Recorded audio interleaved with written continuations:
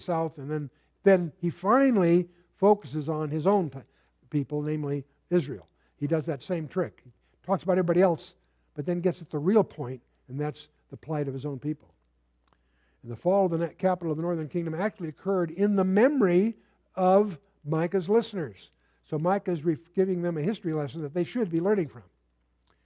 This local disturbance that we're seeing in verses 6 through 16 of Micah corresponds with 2 Kings 17, first 18 verses.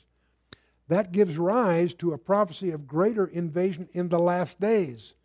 When you get to Micah chapter 4, he's going to predict the big one that's coming, and that in turn will be idiomatic of the Lord's deliverance at Armageddon.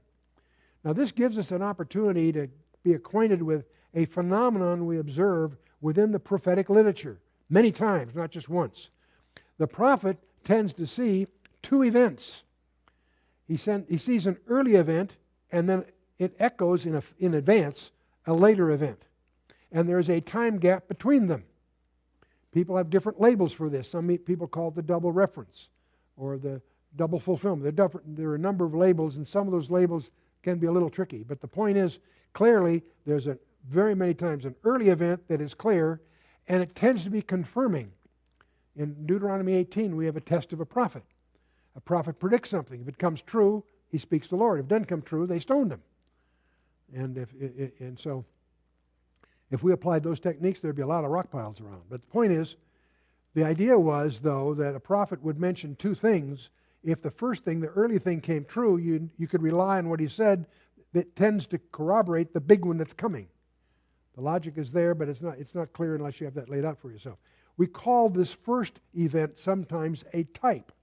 It can be an object, it can be an anecdote, it can be a parable, it can be any number of things. But its point, it alludes to what's called an antitype. Antitype is simply something that is anticipated by a type.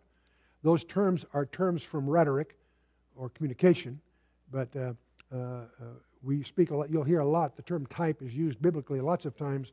You don't hear the word antitype, but that's simply what the type is pointing to.